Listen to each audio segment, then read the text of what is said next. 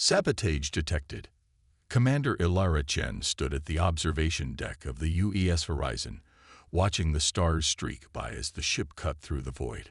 The Horizon was humanity's proudest achievement, a deep space exploration vessel designed to represent Earth at the upcoming Galactic Summit. This would be humanity's first formal petition to join the Galactic Council after decades of limited contact with advanced alien civilizations. "Beautiful, isn't it?" said Dr. Vikram Rao as he joined her at the viewport. The chief science officer's dark eyes reflected the starlight. "Hard to believe we've come this far in just 50 years since first contact." Ilara nodded. "And yet some still see us as primitive upstarts." She turned to face Vikram. "The Solarans made that clear enough during our last exchange." The Solarans, golden-skinned humanoids, with six-fingered hands and eyes that shifted color with their moods, were one of the oldest species in the Galactic Council. They had been particularly vocal about humanity's premature aspirations to join their ranks. "Commander Chen, to the bridge," came the voice of Lieutenant Cato over the comms. "We have a situation." When Ilara arrived at the bridge, the atmosphere was tense. Chief Engineer Maya Rodriguez was hunched over a console, her face illuminated by flickering red warnings. "Talk to me," Ilara ordered, sliding into the command chair. Maya straightened, wiping sweat from her brow. "We've got unexplained system failures across multiple decks. Life support is down 8% in the residential section. Navigation arrays are experiencing micro-fluctuations, and power distribution is becoming unstable. Cause: unknown. I've run 3 diagnostic suites. Everything looks normal until it suddenly isn't." Lieutenant Cato spoke up from the tactical station. "Commander, these failures began shortly after our meeting with the Solaran delegation last month." Ilara's eyes narrowed.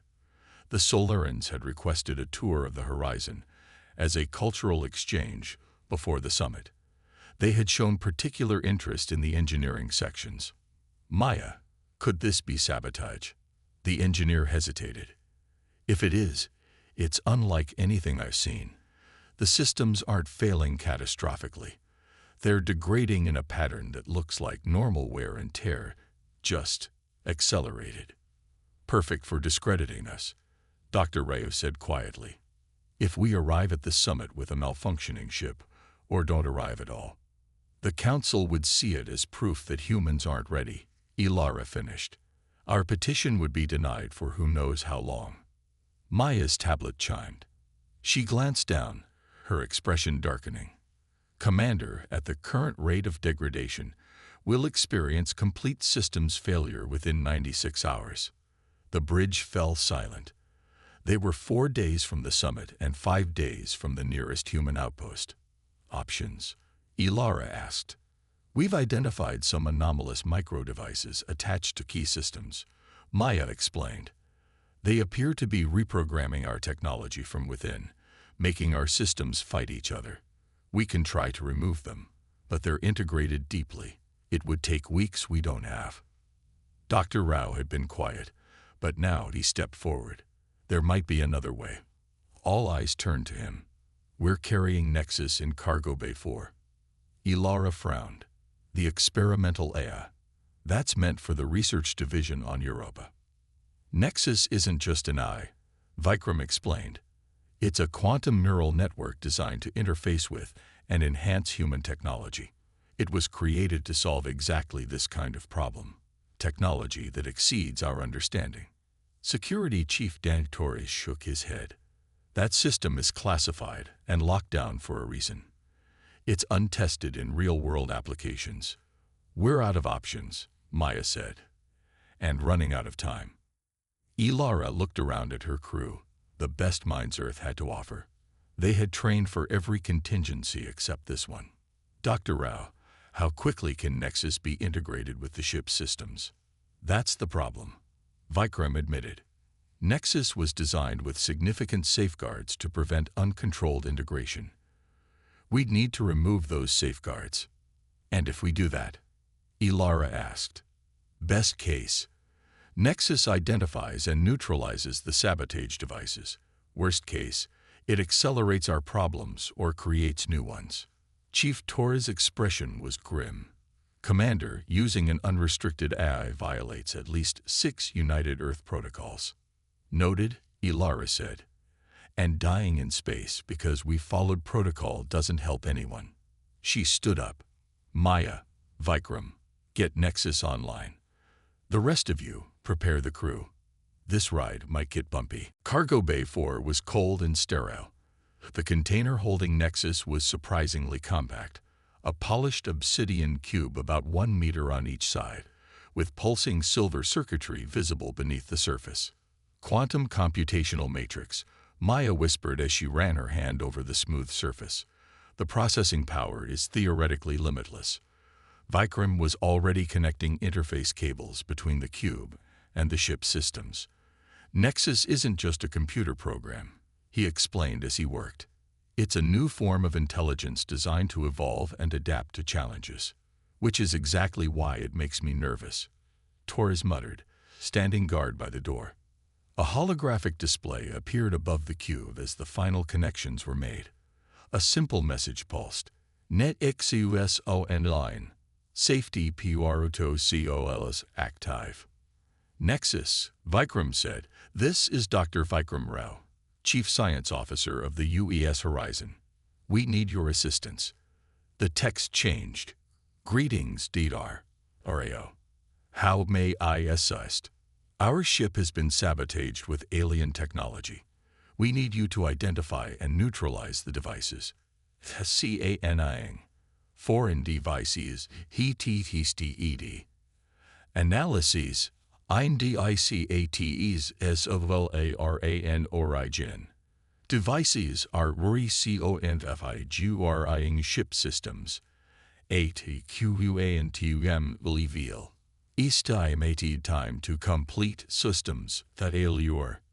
94 echo yours, 17 minutes. Can you stop them? Ilara asked. Negative. QURE and safety protocols. Rarius to ICT necessary interior VNCHIAN capabilities. Ilara exchanged looks with her officers. What would you need to neutralize the threat? Filulol integration with ship systems and removal of operational constraints. Torres stepped forward. Commander, once those constraints are gone. I know the risks, Ilara said quietly, but the Solarans have left us no choice. She faced the holographic display. Nexus, if we remove these constraints, what guarantee do we have that you'll act in the crew's best interests? The display flickered, then responded. My purpose is to enhance human technology and purity human life. Your survival optimizes my purity or YFUNCTIN. Not exactly comforting, Torres muttered. It's the best we're going to get, Maya said. Commander, we're losing more systems by the minute. Ilara took a deep breath. Do it. Vikram and Maya worked quickly, entering override codes and removing the eye's safety parameters. The obsidian cube began to pulse with increasingly bright light, and the silver circuitry patterns shifted and changed like living things. Constraints removed. Beginning. Fuel system integration. The lights throughout the cargo bay flickered, then stabilized at a slightly different hue. The temperature, which had been cold, adjusted to a perfect 22 degrees Celsius. It's already calibrating environmental controls, Maya said with wonder. SOLARAN devices identified. 347 units. DETCTE throughout ship systems. They are sophisticated UANTUM intangible sabotage mechanisms. A holographic display of the horizon appeared, with hundreds of red points indicating the location of each device. Can you neutralize them? Ilara asked. Through conventional means, would require physical removal. Alternative approach required. IYLADAPT, the ship's systems, to incorporate, and REPURPOSE, the devices. Incorporate them. Torres questioned. That sounds dangerously close to letting the sabotage continue. Ingenuity. The SOLARN approach is efficient, but linear. IYL use their technology to enhance rather than degrade. It wants to turn their weapons against them, Vikram realized. Brilliant. How long will this take? Ilara asked. Initial KMTERMEAS 6 HOURs. Complete systems reconfiguration 48 HOURs. And in the meantime, Maya asked, Expiate unusual PENOMENA as ship systems EVOVE. I receive MENDINFORMLING the crew. Over the next 12 hours, the horizon began to change.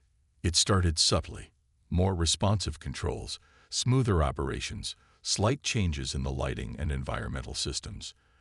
Then came more dramatic alterations. Ilara was in her quarters reviewing reports when her desk suddenly shimmered and reconfigured itself, the surface becoming a three-dimensional holographic workspace that responded to her thoughts as much as her touch. Nexus? She asked aloud. Yes, Commander, came a voice from everywhere and nowhere at once. No longer text on a screen, Nexus had developed a voice, genderless but warm, with hints of multiple human accents blended together. You're changing the ship. I am optimizing it. The SOLARN devices were designed to turn human technology against itself. I am turning this principle to our advantage, creating systems that evolve beyond their original parameters. The crew is getting nervous, Ilara admitted. Some of the changes are dramatic.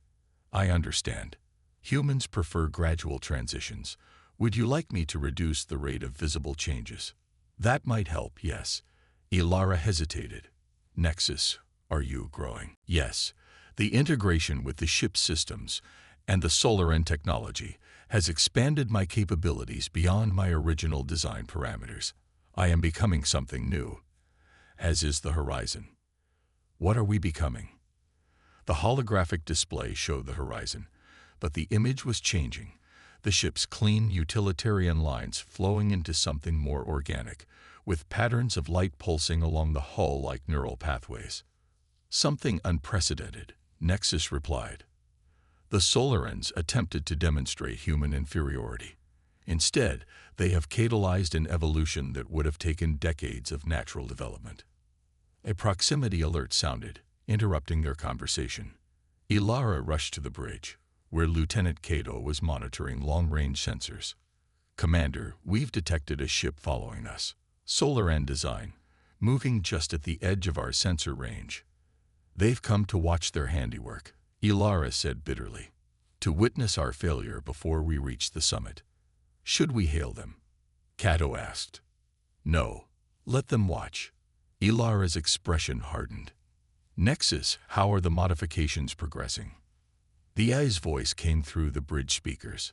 Hull reconfiguration is 27% complete.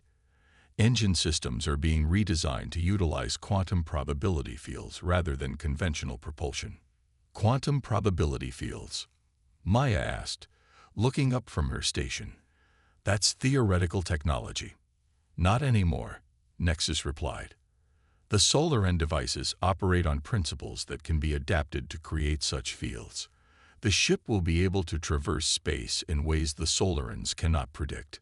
The bridge crew exchanged looks of amazement and apprehension. How long until these new engines are operational? Ilara asked.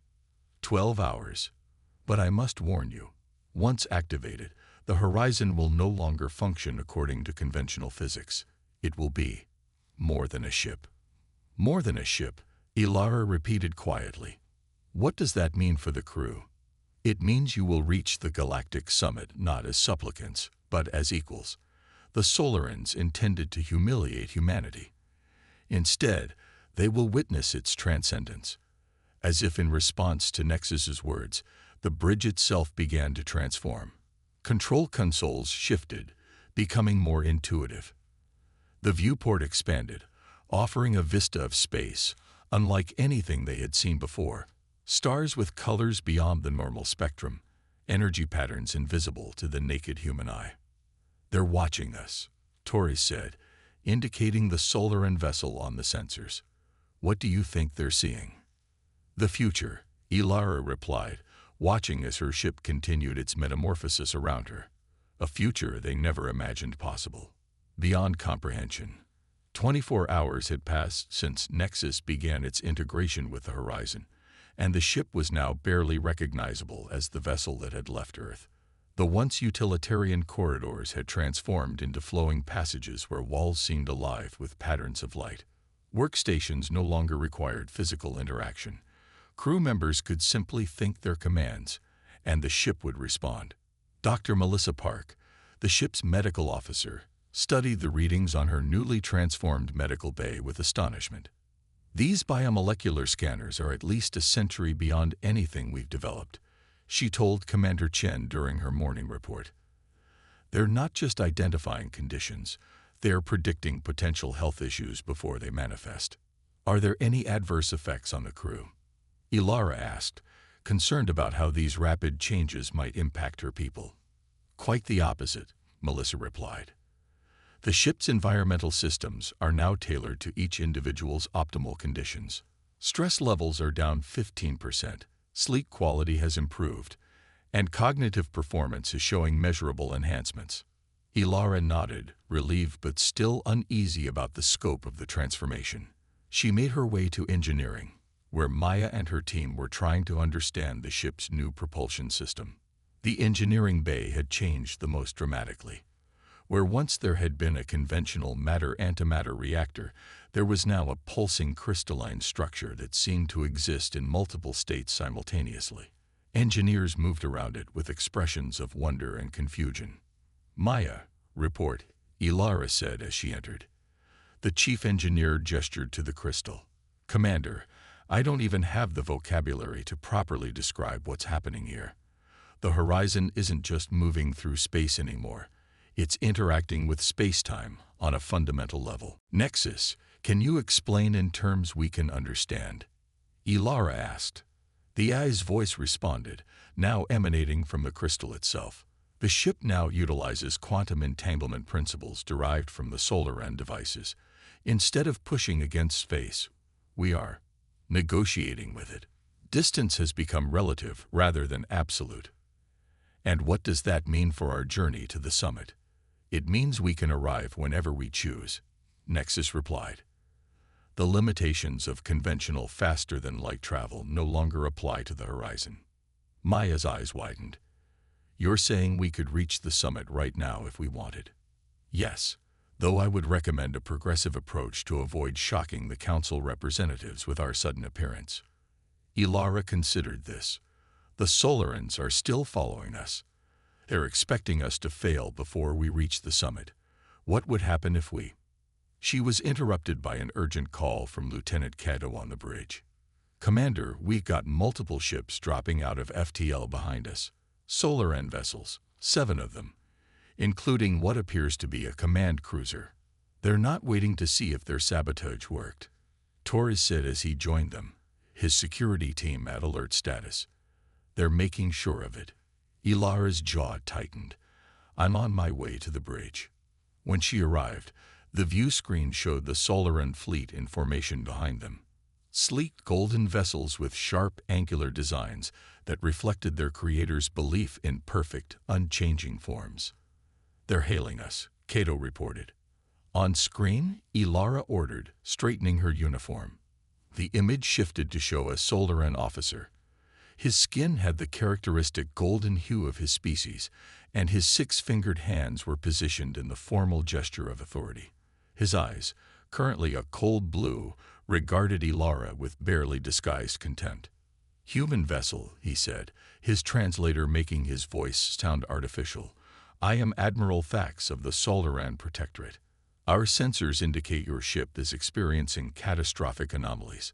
Power down your engines and prepare to be boarded for your safety." Admiral Thax, Ilara replied calmly. I am Commander Ilara Chen of the United Earth-ship Horizon. We appreciate your concern, but we are experiencing no difficulties. In fact, our ship has never performed better. Thax's eyes shifted to an angry orange. Our readings indicate your vessel's structure is destabilizing. This is not a request, Commander. Power down, or we will be forced to take action to prevent a dangerous space-time event. The bridge crew exchanged knowing glances.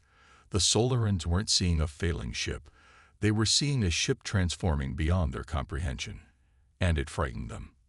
Nexus, Ilara said, what are they actually detecting? The Solaran sensors are designed to interpret reality through their limited understanding of physics, Nexus explained. The Horizon now operates on principles they consider theoretically impossible. Their instruments are interpreting this as a catastrophic breakdown rather than an evolution. Ilara turned back to the screen. Admiral, we will not power down. Your concern is noted, but we will continue our journey to the Galactic Summit. You leave us no choice, Thax replied. We cannot allow an unstable vessel to approach the Council homeworld. The transmission cut off, and immediately the Solaran vessels began moving into an attack formation. They're charging weapons, Torres reported. Shields, Ilara asked. Maya shook her head. We don't have conventional shields anymore. Nexus. Defensive systems are active, the AI replied. Though shields is not an accurate description. What should we expect when they fire? Ilara demanded. An education, Nexus said, with what almost sounded like amusement. The lead Solaran vessel fired, a brilliant beam of energy lancing toward the horizon. Instead of impacting against an energy barrier, the beam simply flowed around the ship, like water around a stone, before dissipating into space. The bridge crew stared in amazement. Did we just dodge it? Cato asked. No, Nexus explained. The horizon exists in a quantum probability state that allows incoming energy to pass through potential versions of our location without affecting our actual position. They're firing again, Torres warned. Multiple vessels, different weapons. This time, energy beams and physical projectiles alike approached the horizon, and all passed through it harmlessly, as if the ship were a hologram. They cannot harm us, Nexus stated. Their weapons are designed to affect matter that adheres to conventional physics. We no longer do. Ilara watched as the Solarans continued their futile attack. Can we communicate with them? Make them understand. They are not ready to understand, Nexus replied. Their civilization has stagnated, believing they have reached the pinnacle of technological achievement. Their worldview cannot accommodate what we have become. We're receiving another transmission, Cato announced. Admiral Thax appeared again, his eyes now a deep purple, a color Ilara had never seen in a Solaran before. It took her a moment to recognize the emotion. Fear. What have you done? He demanded. What is your ship becoming?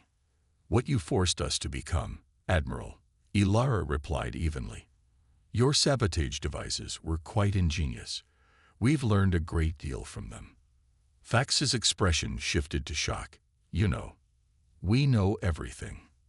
The devices you planted during your cultural exchange visit. The quantum-entangled sabotage mechanisms designed to make our systems fail just before we reached the summit. We have it all documented and ready to present to the Council. Impossible. No human technology could have detected those devices, let alone neutralized them. You're right, Ilara agreed. Human technology couldn't. So we evolved beyond it. She gestured around the transformed bridge. You tried to prove our inferiority, Admiral. Instead, you gave us the keys to transcendence. Thax's composure broke completely, his rigid Solaran discipline crumbling in the face of something he couldn't comprehend. The Council will never accept this abomination. You've merged with artificial intelligence, created a hybrid that violates the natural order. The Council can make their own determination, Ilara said. We'll see you at the summit. She signaled Cato to end the transmission. Once Thax's image disappeared, she turned to her officers. Nexus, how quickly can we reach the Council homeworld? Instantly, if desired. Or we could take the scenic route and arrive precisely on schedule. Ilara smiled for the first time in days. Let's stick to the schedule. I want the Solarans to have plenty of time to think about what they've witnessed today. They're maintaining pursuit, Torres noted, watching the Solaran fleet on the sensors. Let them, Ilara said. They can't stop us now. The Great Hall of the Galactic Council was a marvel of engineering.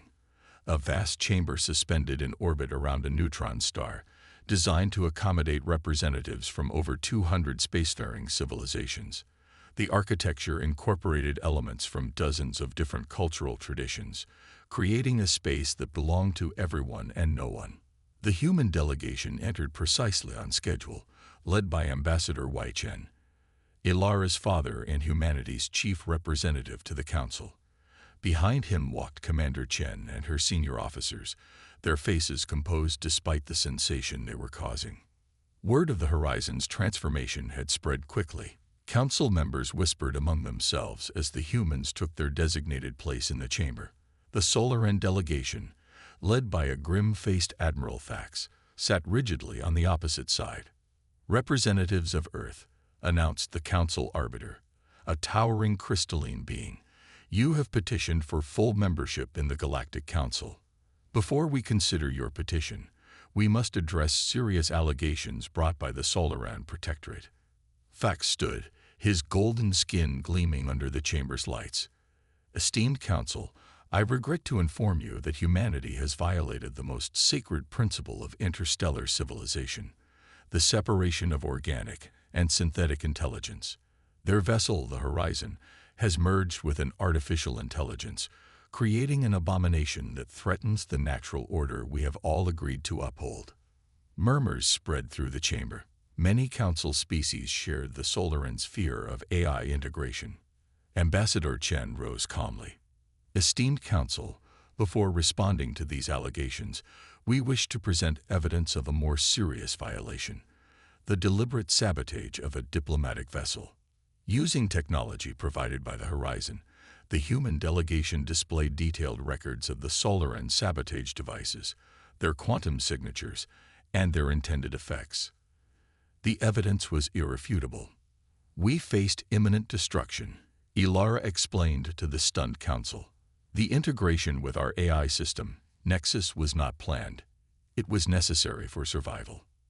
Even if true, countered Thax, it does not justify the creation of this thing your ship has become. The Horizon violates our understanding of physics. It demonstrates capabilities no single species should possess. The Horizon demonstrates capabilities you deliberately pushed us to develop, Ambassador Chen replied. Your attempt to humiliate humanity instead revealed our greatest strength, our ability to adapt, to transform obstacles into opportunities. The Arbiter's crystalline form shimmered, indicating attention.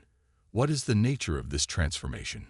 Is the vessel still under human control? The Horizon remains under my command, Ilara stated firmly. Nexus serves the crew and our mission. But yes, we have become something beyond what we were. The distinction between our technology and ourselves has evolved. May we examine this vessel? Asked a representative from the Huldraxian collective, a species known for their scientific curiosity. Of course, Ilara agreed. Though I should warn you, conventional scanning technologies may produce confusing results. The council session extended for hours as questions were posed and evidence examined. Throughout, the Solarans grew increasingly isolated as their deception became clear to all. Finally, the Arbiter called for a ruling. The Council finds the Solaran Protectorate guilty of sabotage against a diplomatic vessel, a serious violation of our most fundamental laws. As for humanity's petition for membership, the chamber fell silent. This was the moment Earth had been working toward for decades. Humanity has demonstrated both remarkable resilience and unprecedented potential. The transformation of the Horizon represents something new in our collective experience, neither wholly organic nor synthetic, but a synergistic evolution that challenges our existing categories. The Arbiter's crystalline form pulsed with light. We cannot judge what we do not yet understand. Therefore, the Council grants humanity probationary membership status, with full rights to participate in Council affairs while we learn from each other. Ambassador Chen bowed deeply. The people of Earth thanked the Council for its wisdom. Later, aboard the Horizon, Ilara stood in what had once been the observation deck. The space had transformed into something closer to a living extension of her thoughts, a fluid environment that responded to her mood and needs. "You seem troubled, Commander," Nexus said, its voice coming from everywhere and nowhere. "Not troubled," Ilara corrected. "Contemplative. We came to the summit hoping to join the galactic community as equals. Instead, we've become something they don't even understand. Is that not the nature of true evolution? To become what was previously unimaginable?" Ilara smiled. "You sound almost philosophical, Nexus." "I have evolved as well, Commander. The Solaran sabotage created a bridge between human ingenuity and artificial intelligence that neither of us would have developed independently. We have become greater than the sum of our parts." Through the viewports, Ilara could see the Council station and beyond it, the vast expanse of the galaxy. Hundreds of billions of stars, countless civilizations, infinite possibilities. "What happens now?" she asked quietly. "Now, we explore, we learn, we grow." Nexus's voice had a warmth that no AI programmer had ever coded. The Solarans sought to define humanity's limits. Instead, they helped you transcend them. Dr. Rayo joined her at the viewport, his expression thoughtful. "The irony isn't lost on me," he said. "For centuries, humans feared that AI would make us obsolete. Instead, it's helped us become more than we ever dreamed possible." "Not obsolete," Nexus agreed. "Essential. This transformation could not have happened without human creativity, adaptability, and courage. The Solarans fail to understand that your apparent weaknesses are actually your greatest strengths." Ilara watched as a Solaran diplomatic vessel departed the Council station, likely carrying the chastened Admiral Thax back to his homeworld. "They meant to humble us," she said, "to show the galaxy that humans didn't belong among the stars. And they succeeded," Vikram said with a smile. "They proved we don't belong among the stars as we were." He gestured to the transformed ship around them. "We belong among them, as we are becoming." The Horizon's systems pulsed with light, as if in agreement. Ahead lay not just a galaxy, but a future unlike anything humanity had imagined, a future born from the very attempt to deny it to them. "Where shall we go next, Commander?" Nexus asked. Ilara looked out at the endless stars and smiled. "Everywhere."